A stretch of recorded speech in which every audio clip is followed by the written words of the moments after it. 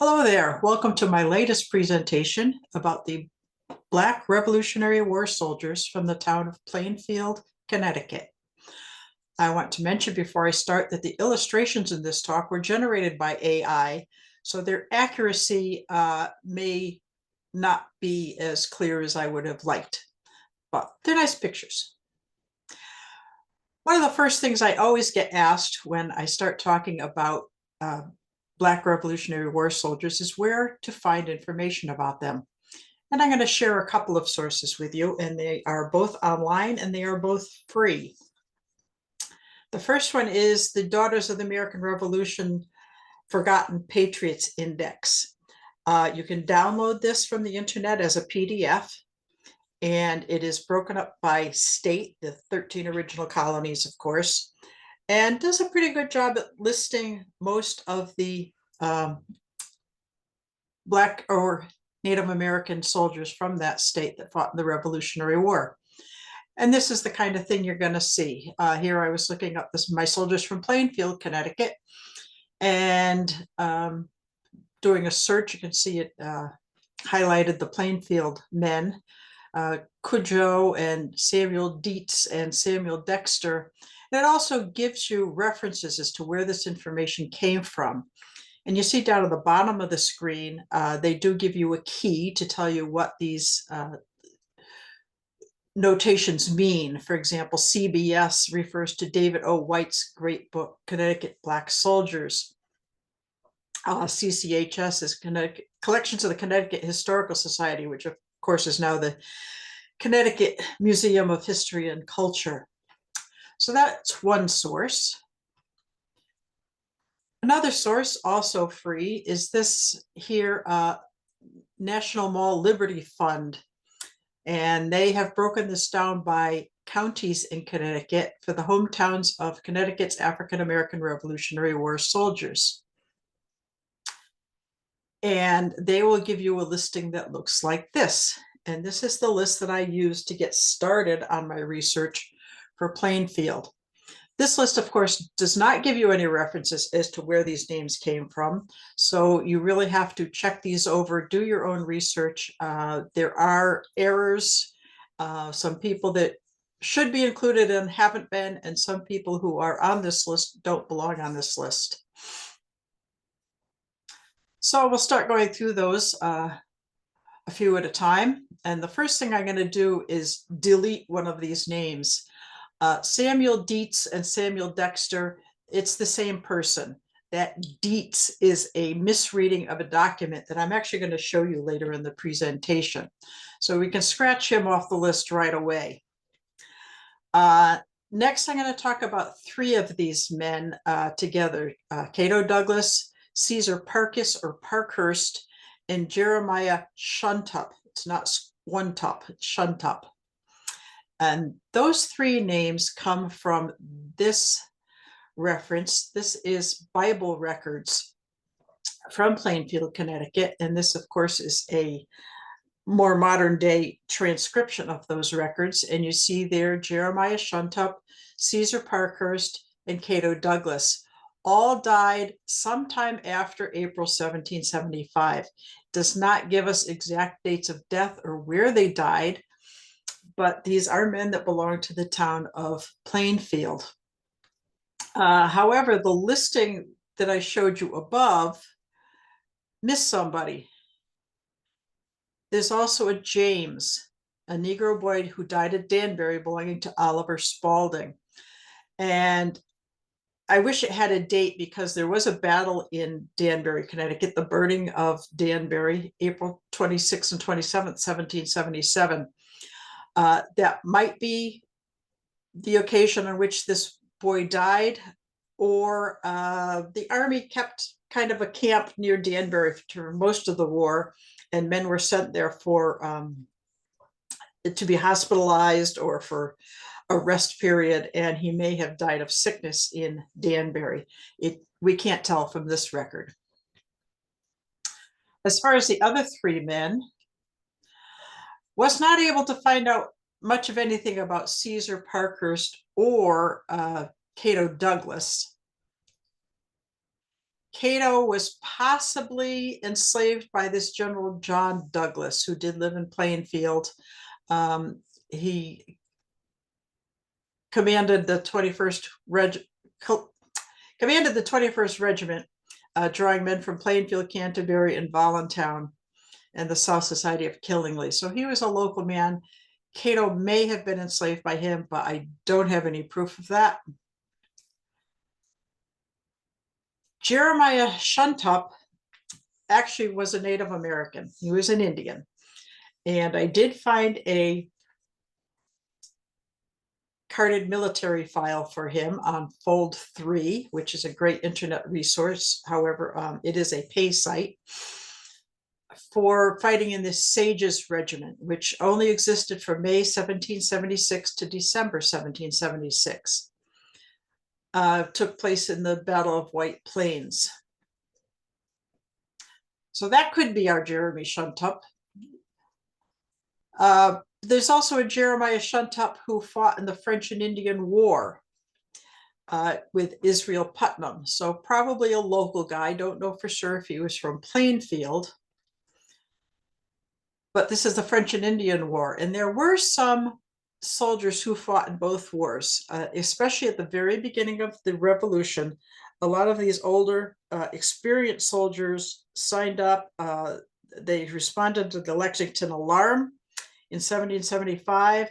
They may have been involved in the Siege of Boston through May of 1775 through the end of the year. They were experienced soldiers. I'm sure that their presence there in these units was appreciated. And here is another French and Indian War roll with Jeremiah Shuntup. Also shows a Cato, may or may not be our Cato Douglas. Can't tell from these records. And there's also a Joseph Shuntup, who was probably Jeremiah's brother. Again, this is French and Indian War rolls. And then I also find a Jeremy Shuntup, an Indian native of Woodstock, died July of 1786. So this is obviously not the same Jeremiah that we're looking at that died during the war. Somebody who is more familiar with Native American genealogy than I am might be able to figure this out, but probably Native American. This particular Jeremiah was associated with the town of Plainfield. So we'll move along down this list. Cudjoe. It's probably Cudjoe Shepherd. And here he is listed as a member of Colonel Parsons' regiment in 1775.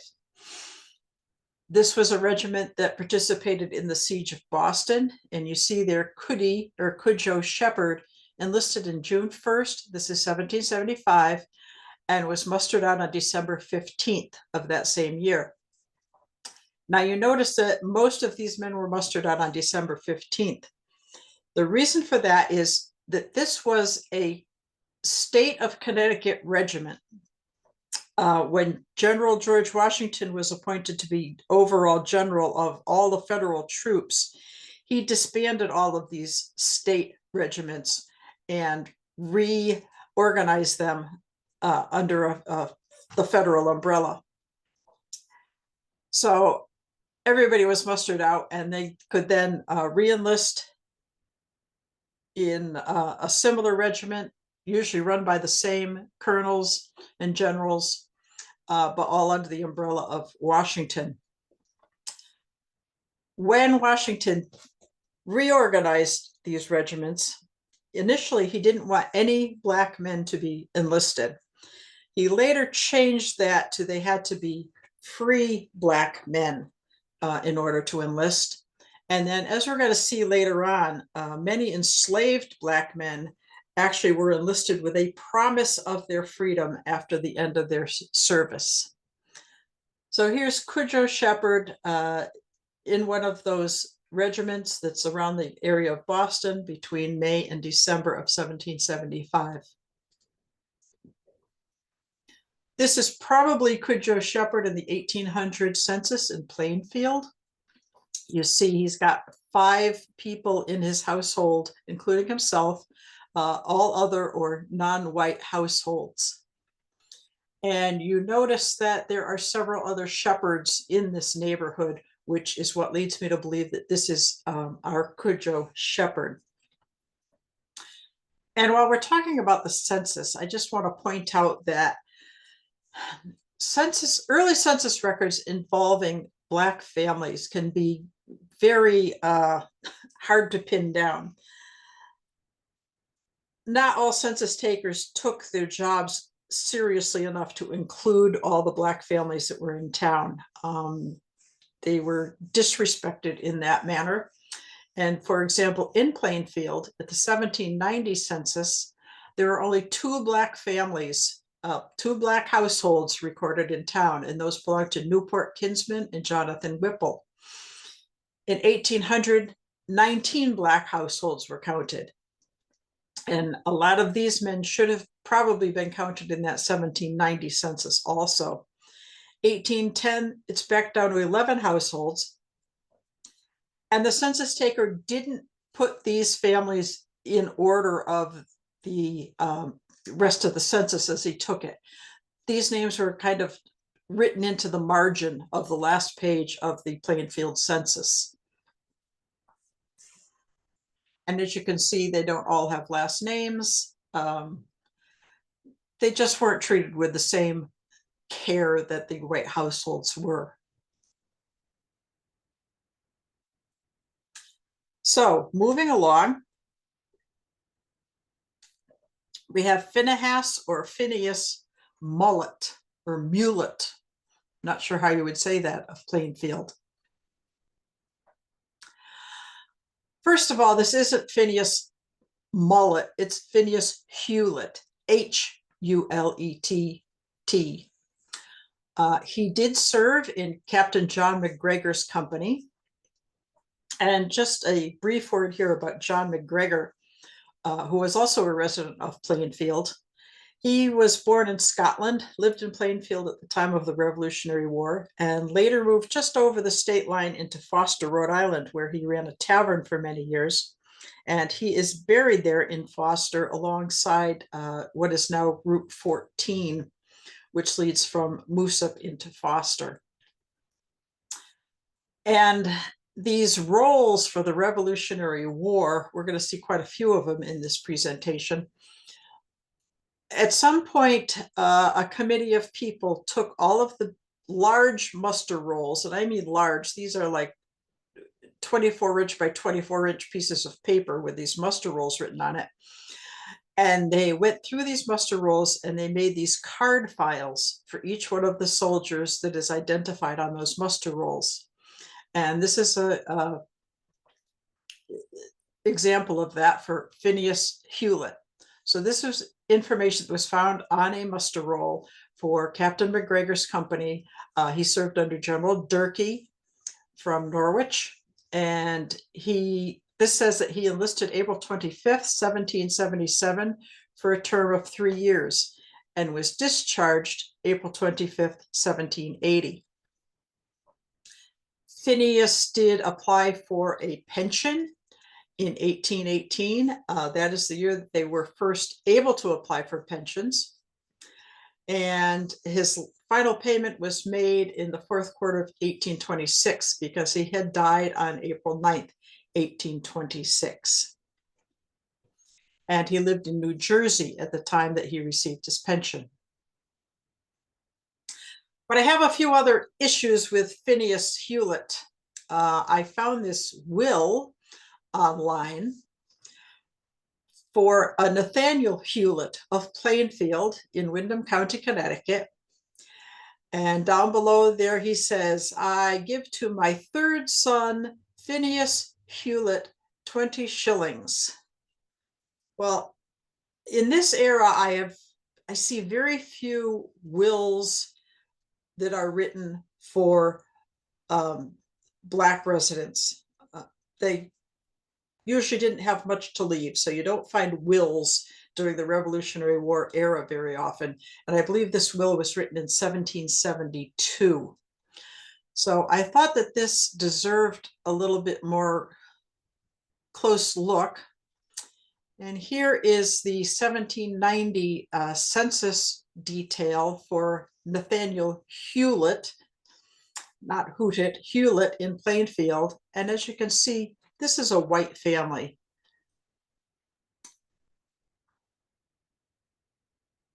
Phineas Hewlett was not a black soldier. He was a white soldier. I'm not sure how he ever made it onto this list, except for the misinterpretation of his last name. Somebody thought that this was a black soldier. It is not. So we're going to take him off the list too. And let's move along to Samuel Dexter. Again, it's Dexter, not Dietz. And this is the record where I believe the error was made. This is a return of Continental officers and soldiers belonging to Plainfield. And this list was made up on a town-by-town basis of all of the soldiers who were paid a bounty by the town to enlist in the Army. And Samuel Dexter, and I blew it up down to the bottom there, and you could easily misread that as Dietz, but it does say Dexter. Samuel Dexter, Negro, was bought by two men for 70 pounds and is to have his freedom at the end of the war. And he has received 2 pair of hose or stockings and a pair of shoes from the town. Here is his military card file. The card on the right here is an index of all of the cards that he is detailed on. And as you can see, Samuel Dexter has a lot of cards, so he appeared on multiple muster rolls. And you can see he's mustered in on April 1st, 1778 for the duration of the war. Again, he's in Captain John McGregor's company, General Durkee's regiment.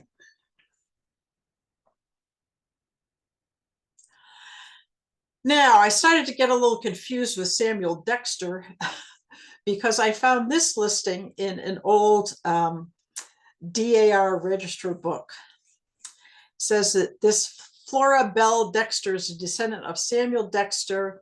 And down at the bottom there, you see he enlisted as a private in Captain John McGregor's company, Colonel John Durkee's regiment in 1778, born in Plainfield, died in Herkimer, New York. So I'm looking at this and going, but this says that Samuel Dexter is basically it says he's a white man because there were no DAR members descended from black soldiers at the time that this person applied. So I was pretty confused about that. And then in the 1790 census in Plainfield, here's Samuel Dexter enumerated in the census as a white family. But that first document we looked at definitely said that they enlisted a black man who was promised his freedom at the end of the war. So are there 2 Samuel Dexters from Plainfield who both fought in the war? So I paid my $10 to the DAR and I got the original application for Flora Bell Dexter so I could see what it says. And as you see here, she had written out enlisted as a private in Captain John McGregor's company in Plainfield, blah, blah, blah. But that's all crossed off. At some point, somebody realized that this was an error, that they had picked up the wrong Samuel Dexter's information for this DAR application. And you see somebody else wrote in here that he was an ensign in Captain David Dexter's company, Colonel Lippett's regiment. So I looked him up, Rhode Island Regiment, Samuel Dexter, enlisted as an ensign. He's only got 4 muster roll mentions here, and they all say the same thing. He's absent. He is sick at home. So this Samuel Dexter lived in Rhode Island, enlisted as an ensign, spent a couple of months on the sick roll, and that was the end of his service. So are these 2 Samuel Dexters connected in any way? Looking through land records at the local town hall, I found a couple of deeds for a Samuel Dexter, and I also found this will online, written in 1772. Give to my two sons, Samuel Dexter and Nathan Dexter, several pieces of land in the town of Killingly. Now, Killingly is the town just north of Plainfield, and I believe this property was very close to the town line. As you can see, it's 270 acres, and it's called a farm. It's not just called a piece of land, it's called a farm. And it is on the county road that leads from Plainfield to Boston. So my question when I saw this, if Samuel and Nathan are both still in Rhode Island at this point, who's running the farm? And my best guess to this is that there was an overseer on the farm and probably anywhere from 2 to 5 enslaved individuals working on that 270 acres. So that original record we looked at said that Samuel Dexter was bought by 2 men. So 2 men from Plainfield apparently bought an enslaved Black man, quite possibly from this 270-acre farm that was just over the line into Killingly, and got him to serve in the war instead of them having to serve. So this is probably where Samuel Dexter came from. In trying to separate these 2 men out, I actually made up a timeline for Samuel Dexter just to try to make sure that everything made sense. And this is part of my timeline. Enlisted in 1778, he served with Major Throop's company through July 1780. And then I didn't find any service records for him in 1781. In early 1782, a man named Samuel Dexter purchased property in Plainfield from Amos and Joseph Shepard, and then resold that property in 1789. So that's February. In April, he's back in the service, serving as a wagoner, and he served right until the very end of the war. The war was basically over in 1781, although it dragged on for another couple of years before the formal treaties were signed. And he's right there on the rolls until May of 1783. So I believe that that property that was purchased in Plainfield, and it was just a small piece of property, it wasn't anything big, was indeed our Black soldier, Samuel Dexter. He sold that property in 1789 and possibly moved elsewhere, which would explain why he doesn't appear on the 1790 census in Plainfield. Whereas the Samuel Dexter that previously lived in Rhode Island had moved to Plainfield by that time on a parcel of his property that was formerly owned by his father.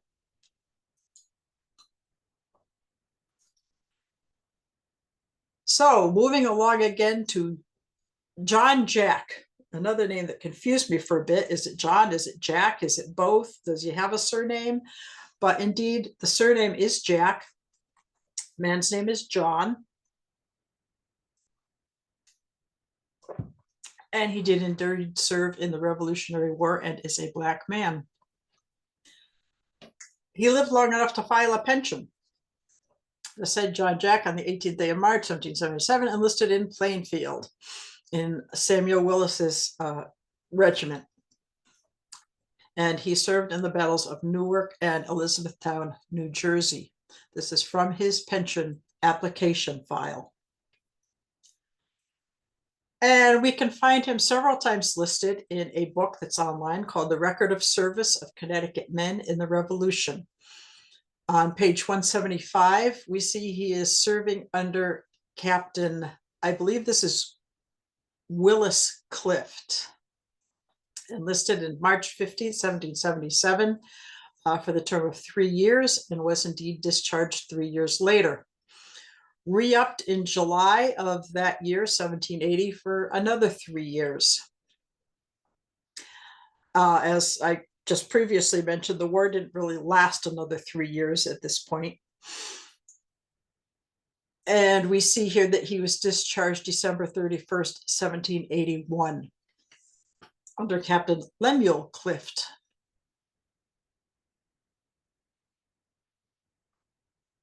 At the time he applied for his pension, and these are also from the pension application files, he was living in the town of Stafford. He had left Plainfield, and John Jack did collect a pension for a time, and then his widow, Hannah, later applied for his pension once widows were allowed to do so. And this pension application file was some 80 pages long. And John Jack, in proving his service, got statements from a couple of what I call heavy hitters. John Watros of Colchester was a surgeon in the Army. He testified on the behalf of multiple soldiers who had served in the Revolution on their pension applications, says that yes, he knew John Jack in the service. And also Thomas Grosvenor, famously at the Battle of Bunker Hill, also testified that he knew John Jack, currently of Stafford, when he was in the service. Once in a while in the pension application files, you find these typewritten letters. And this is because somebody had written to the pension office at some point asking for information about the soldier, very often to apply for DAR or SAR status. And here it tells us that John Jack died August 4th, 1825 in Vernon, Connecticut, that he married in 1792 to Hannah Rodman. So we're able to find her maiden name. Their marriage is recorded in the office of the town clerk in Mansfield. And that Hannah did collect a pension on her application. However, there's no reference to children of this marriage. So at this point, we don't know for certain whether or not there was any children as a result of this marriage, and whether John Jack actually has descendants out there. That would be nice to know. We do know that when Hannah died, she did file a probate in 1846, and her sole heir was someone called T. Oliver Jack of Manchester, Connecticut, who received a whole $91.25 as his legacy from Hannah. It doesn't say what their relationship was, and I have not been able to track this T. Oliver Jack anywhere past this. And that is work that should be continued on to see if this person has descendants living today. So we're getting down to the bottom of the list here. We're working on it. We're going to look at Scipio. And I don't really know why this list does not have his last name, because his last name is Watson. Scipio Watson. He appears in the 1800 and the 1810 census in Plainfield. You see in 1800 there over on the far right-hand side, it is a household of 5 persons, including Scipio, who are non-white. In 1810, that's a household of 7. Again, still in Plainfield. This is the index card for his pension application file. Sip did not file for a pension. He died in 1815, before the Pension Acts were passed, but his widow, Judah, did apply. And this is another very long pension file. It's actually a good thing when the widows apply in some of these cases, because they have to prove their husband's service. They have to prove their marriage to this soldier. And sometimes this is difficult because marriage records weren't always kept either on a town or state basis. In Connecticut, certainly not on a county basis. We don't do that here. So unless they actually retained a marriage certificate in their possession, it was sometimes very difficult to prove that they were actually married. And the pension board was actually pretty good about this. If you could get a couple of witnesses to say, I was there when they were married, um, they would give you the benefit of the doubt, or get a lot of people to say, hey, we always knew they were married. Uh, Judah Watson was successful and did end up collecting a pension based on her husband's war service. And from that application file, we can find Judah's maiden name also. Says that before the Revolutionary War began, I knew Judah Wheeler, or a girl whom they called Judah Wheeler, who lived in Stonington. Did not see her until soon after the death of her husband, the said Scipio Watson. And that is a statement from James Nuki of Voluntown, Connecticut. Now, this is very interesting. Robert H. Rood of Plainfield in Connecticut, Wyndham, I am well acquainted with Judah Watson of Plainfield, the widow of Scipio Watson, that the said Scipio and Judah lived on a farm that belonged to my father for upwards of 19 years. That the said Scipio Watson died in the later part of winter or fore part of spring 1815 and was buried on my farm. We are actively working right now to try to find that burial location on the farm of Robert H. Rood, which of course involves going through land records, etc., to find exactly what piece of property he owned in 1815. And that work is progressing nicely. It'd be nice to know where Scipio Watson is buried and to hopefully get a monument to mark his grave.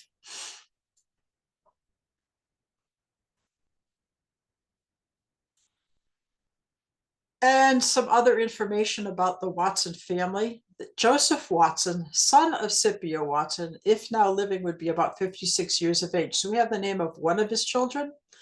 And then down below, another testator states that they had several children. The oldest was Bina and Joseph. And if now living, Bina would be about 60 years of age and Joseph about 56 years of age. So we have the names of two of their children. And this again should be followed up to find out if Scipio has living descendants, especially since it looks like we're going to be able to locate his burial site.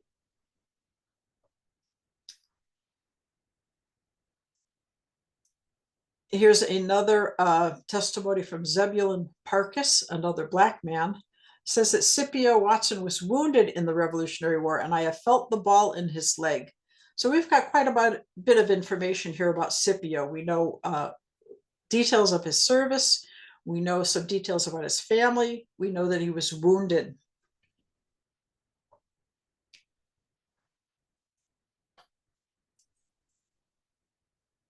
Also, this is a testimony from a white woman named Jerusha Gallup, who states that in the forepart of the Revolutionary War, Manuel Kinney and David Gallup, my brother, both of Plainfield, hired Scipio Watson to enlist in the service. So this is a hired by two men scenario here, and we know what two men hired Scipio. So I am thrilled to be able to find so much information out about Scipio Watson, and hopefully we're going to be able to find some descendants and find his burial site. So this is kind of exciting research. Okay, are we done yet? No, we have a couple more guys to go.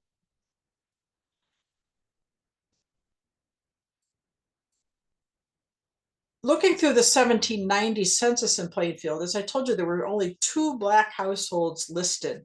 One was Newport Kinsman, and I did look him up to see if there was any record of him serving in the Revolution. I didn't find anything. But when I looked at Jonathan Whipple, I did. In 1790, he's got a household of three other free people in Plainfield. Another indication that this is a Black man is looking at other Whipples in the area, because there were a lot of Whipples in the area. So I wanted to make sure that I had the right person. And these are just signatures. 1773, Plainfield Records, Zebulon Whipple signed his name. In 1784, Abraham Whipple signed his name. In 1781, Joseph Whipple signed his name. In 1798, Jonathan Whipple signed with a mark. Jonathan Whipple is the only Whipple in this area who is illiterate, which is another indication that the other three are white men. Jonathan is a black man.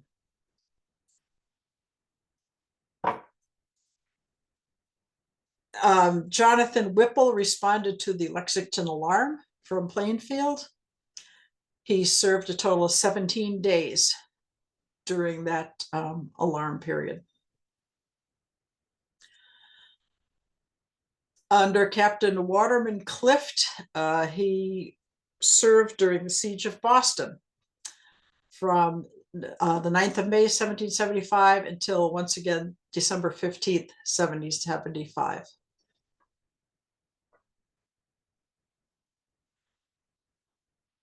He's on that list I showed you earlier about the bounties from the town of Plainfield. Jonathan Whipple is entitled to receive of the town a bounty of £9.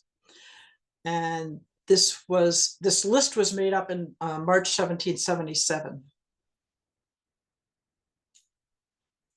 And we can find his carded service records. 1st Regiment of Foot under Lieutenant Colonel Samuel Prentice. He enlisted January 1st, 1777 for a term of 3 years and was discharged in January of 1780. So he served his 3 years.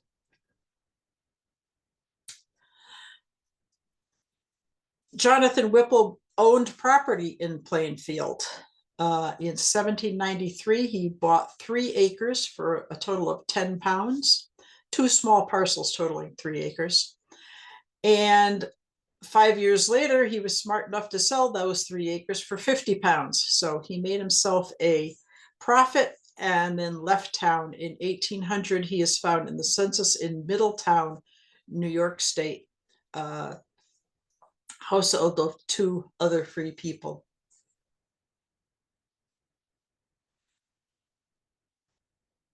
So back to our list, we've made some good progress.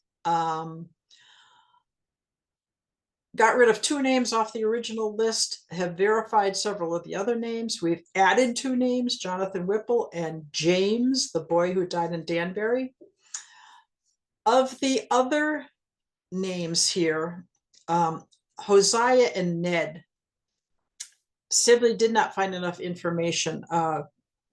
Couldn't find anything based on just first names, unfortunately. They are listed as having received a bounty from Plainfield, but without a surname or something a little more solid to go on, I was not able to find any more information. Robinson, Cato Robinson, said he served in the colored troops from Plainfield. I found 4 Cato Robinsons in the Fold 3 military files, the carded files, and I could not figure out if any of them were this Cato Robinson. None of them mentioned anything about Plainfield. Same with Cudjoe Rogers. I was not able to find any more information about a Cudjoe Rogers in Plainfield. So our final listing is as such: Cudjoe Shepherd, Samuel Dexter, Cato Douglas, John Jack, Caesar Parkes or Parkhurst, Scipio Watson, Jeremiah Shuntup, Jonathan Whipple, the boy James, and then Ned and Hosea. I won't say that this is a complete list, but it's as complete as we can make it right now as far as African-American or Native American soldiers in the Revolutionary War from the town of Plainfield. Thank you so much for your time today, and please do stop by again.